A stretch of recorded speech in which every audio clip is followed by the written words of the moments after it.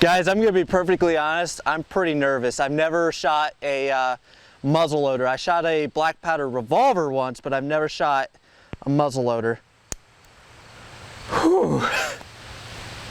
Okay. There he goes. Oh, I had a flinch with that. I was so scared. It fired.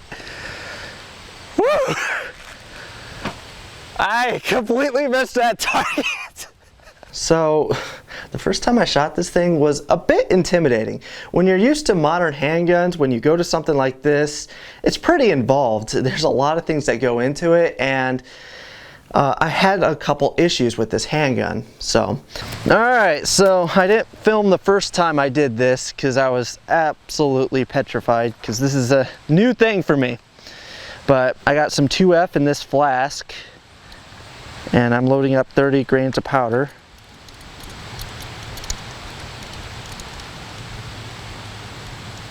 That's what you don't want to do. I had a little too much powder on there. That's a waste. Alright. Definitely tell I'm an amateur. So I got 30 grains. This is a 45 caliber.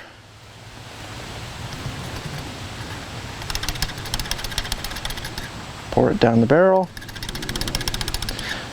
And I'm making sure I point it away from me because you never know if there's a burning ember in there. Now, where are the patches? I just saw them. Oh, there they are. So, get a pre-lubricated patch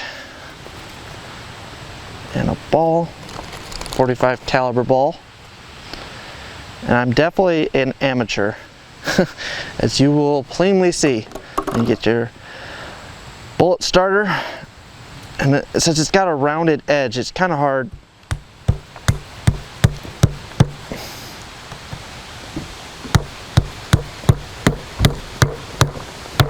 Alright, started.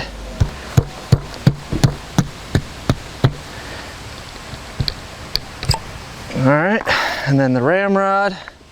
You go the rest of the way, and I'm gonna have sore hands after this. Need to get like a block of wood or something. Yeah. Because I am starting to kind of hurt a little bit. Yeah, I don't think you did 100 more times. Yeah. Yeah, there it goes. Alright, and then that is far enough down, I believe. Alright. Then you turn it around, and you put the lock at half cock, and then I have some 2F powder, or not 2F, 4F powder in this flask with a pan. Show the spring push button. Alright. And so this is spring loaded, so when you push it down, it lets the powder out. Alright. Shake it into the little channel in there. And then I close the frizzen. And then I just cock the lock and it's ready to go. Yeah. Pull up a second.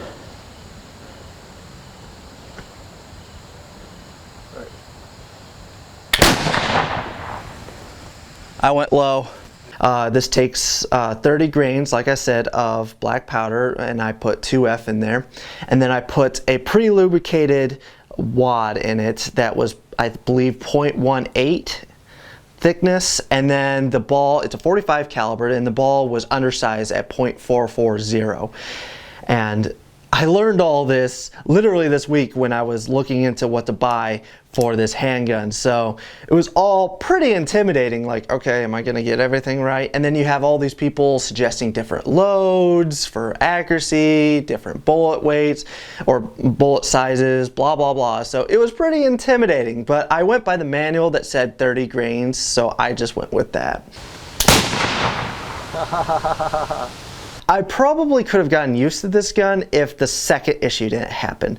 So Alex was loading up the gun, Got it all loaded up, closed the frizzen, walked up to the line and cocked the lock and then let go. And the lock didn't engage into the sear. And it basically fired when he was down like this. It was terrifying. That's why gun safety is so important, because you do not want an accident like that happening and somebody getting hurt. Alex followed all the safety protocol, point down range, don't point it at anyone, blah, blah, blah, blah, blah. And so nobody got hurt, and the only thing that happened was I saw Alex turn pale white and have this look of fear. He told me that when he released it, he watched the hammer go forward and saw the spark in the pan and knew there was nothing he could do to stop it. And he just had this look on his face. I really wish I recorded it, but I was waiting for him to get up to the firing line before I pushed record. I really wish I filmed that, but luckily we all followed safety protocols and nobody got hurt. And after this, our procedure when firing this gun was altered. So you put the gun at half cock, put the powder in, then you approach the firing line with the powder exposed, and you cock the lock. Once you know it's engaged, you close the frizzen with your left hand, pointed, and then the gun's pointed at the berm. Then you look and fire.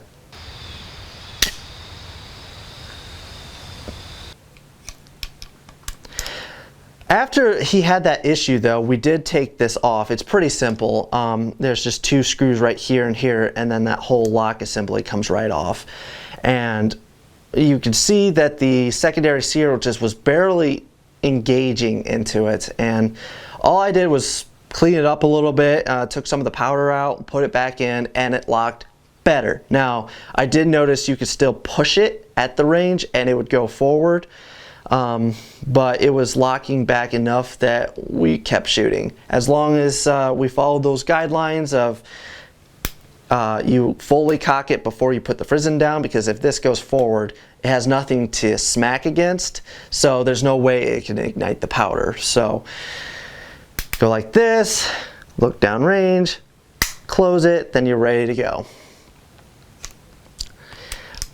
When I got home and got it thoroughly cleaned, it locks in positively. And actually, the trigger pull is heavier now. It was basically the lightest trigger I've ever felt before. You can just like, boop, and it would go off. So maybe I talked to a couple people that are into black powder, and they all told me, well, there's a possibility that there was some sort of preservative from the factory somewhere in there, and it was collecting debris as I shot it, because when I first took it to the range, it didn't do that. So maybe the carbon was sticking to it and not allowing the sear to operate properly.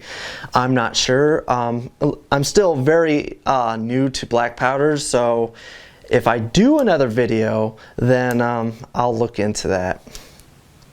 But it was an interesting experience, and I think my favorite part was watching other people shoot it. It has this low boom when it goes off. It's so cool. It's like watching a cannon. It basically is a cannon. But you see this big cloud of smoke and a low boom after you've seen a flash come out the side, and there's an explosion here, and then there's a shot coming out. It is the coolest thing I've ever seen shoot.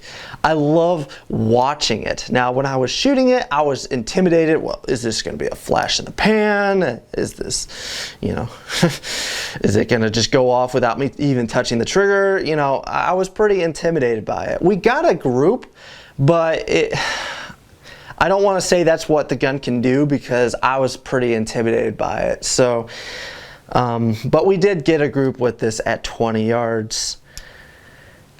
So, also the ramrod is stuck, and there's a chunk taken out of it.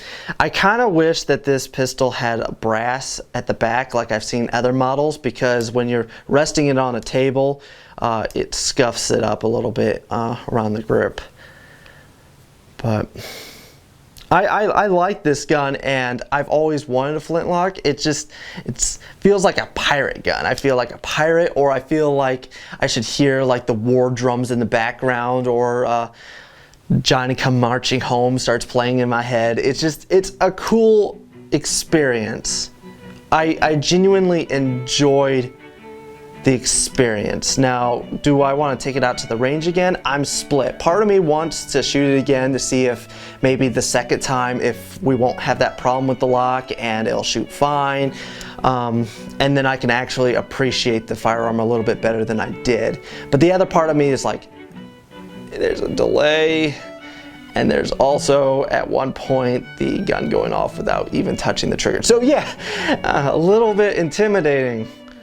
So I'm gonna let you guys determine if I do it again. If I get a lot of views on this video, if I get a lot of comments down below about shooting this thing again, I'll shoot it again. I only shot maybe 11 shots through this thing, and it's such a bear to clean.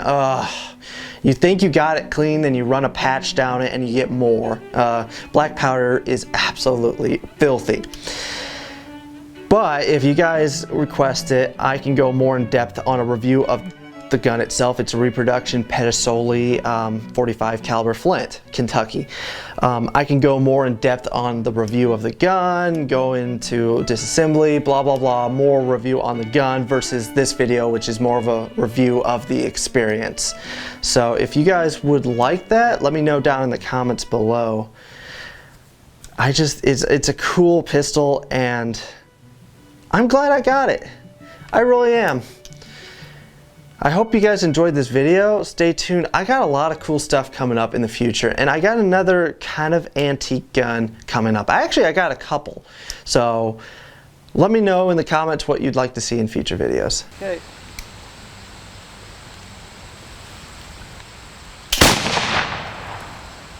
I hit the paper. All right, so I stopped recording and I realized I still have a question for you guys. I have this little pepper box, little 36 caliber pistol. It's black powder. Would you guys like to see a video on this thing? I think it'd be a really funny video because it's the most uncomfortable thing I've ever held in my entire life. Like, it's the worst. People pick this thing up just to endure pain. And I could go more in depth on why if you guys would like to see a full video on it.